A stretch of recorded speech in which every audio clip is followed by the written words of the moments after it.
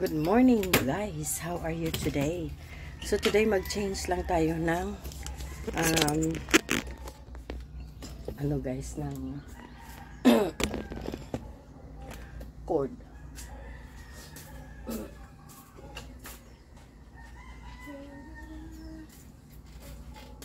Ito guys, magpalit lang tayo ng cord kasi okay pa man yan. Pero bumili kami ng another cord. I-spare ko na lang yan. Ito na lang ang gagamitin. Kasi parang strong siya. Oh. May lining. Tapos medyo mahaba siya. For the stereo. Nandoon. So, palitan natin Good morning sa inyo lahat. So, mga 7:47 na ng umaga. Dapat magluto na ako ng breakfast. Para pagising ni Daddy may breakfast siya. Mga naman, mga 8 or 8 something. So may time pa tayo. Birthday ngayon ng neighbor namin. Happy birthday neighbor, June 12. Ang birthday niya. Pero mag-holiday sila guys sa birthday niya. Kaya wala siya. So yesterday, kami. Nag-celebrate a little bit with her. Kasi para na makaselebrate kami sa kanya bago siya umalis. But today is the day, Independence Day, birthday ng neighbor namin. Si neighbor Lalaine. Happy birthday, neighbor.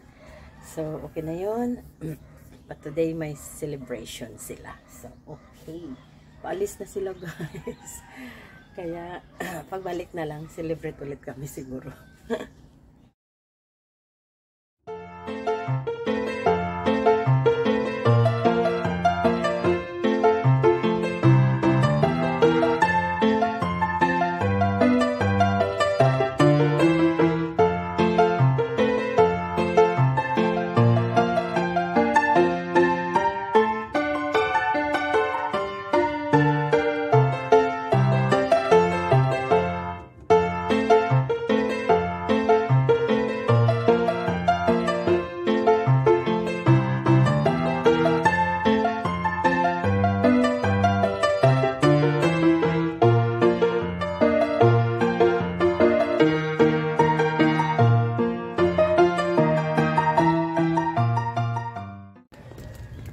Guys, good afternoon. So it's 5:45. It's nearly evening pero maliwanag pa.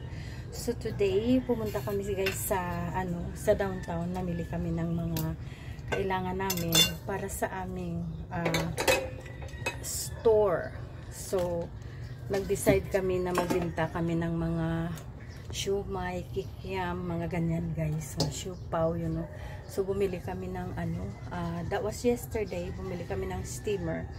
Tapos, so ngayon, mga stuff naman na lalagyan ng mga ganap-ganap.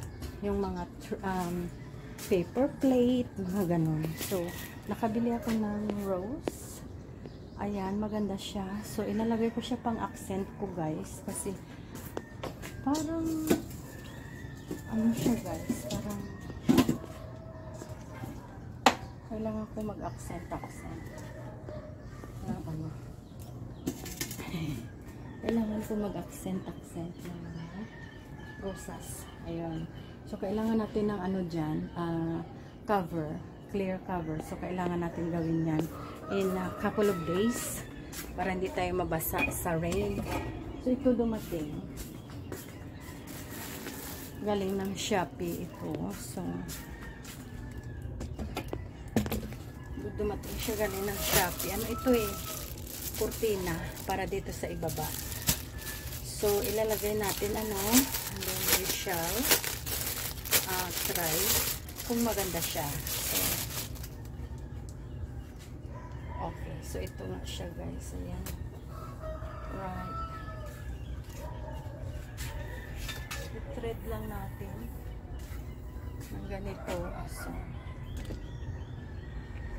So, pumunta kami sa fish market. Nakabili ako ng bangus.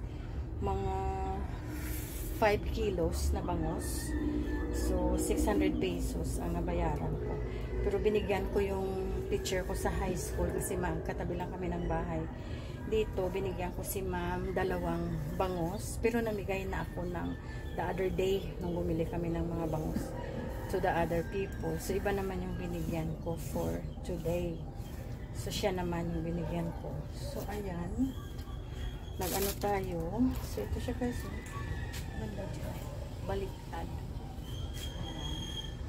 So, tingnan natin kung ano ang kalabasan nito ha. So, we have 6 I think.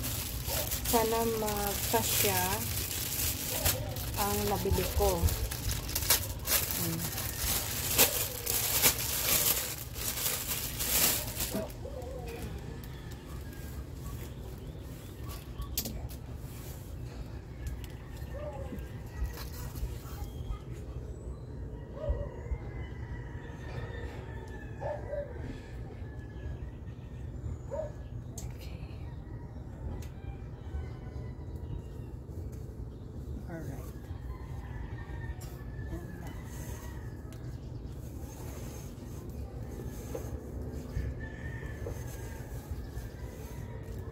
Oh, wrong. Mali guys, yung front naging back. So ayan, so today, this morning, nandito kami na kumain si daddy, pero nalimutan ko sa baba ako kumain. Si Miss Juna lang nandito guys, nalimutan niya lang i-turn off yung fan, at saka nalimutan yung radio kasi akala niya siguro akyat ako balik. Hindi ako guys nakaakyat, so nalimutan siya. Ayun yung electric fan dyan. Yan. Yan. So, nalimutan guys. Naku Lord.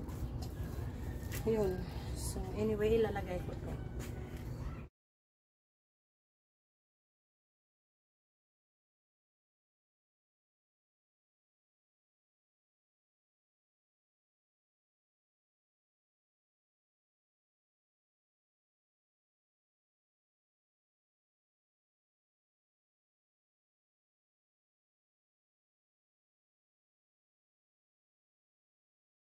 So, okay guys, ayan na, nakapaglinis na ulit tayo. Okay na ang 3rd floor, pwede na siya natin iwanan.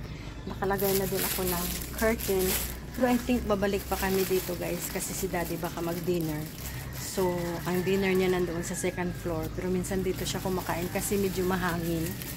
Kung ganitong oras, dito sa taas, ayan, dito yung view niya. So, gusto niya kumakain dyan. Para may view na din siya. So, ayan. So, nakapaglinis na tayo dito guys. Pwede na tayo mag-retreat to the bottom. So, ito na lang yung area na to. Ang palagyan ko ng curtain. Tulad ng ganyan. So, may dalawa pa akong extra. So, baka magdagdag ako ng another 1, 2, 3. So, 5 pa guys. Mag-order muna ako sa Shopee. Kasi try ko lang kung magkasya yung length niya. Okay naman siya. So, let's order some more. So, ayan. Okay. So, okay. Para makapagpahinga din tayo. Right. Let's go, guys. Thank you for watching. Bye-bye now.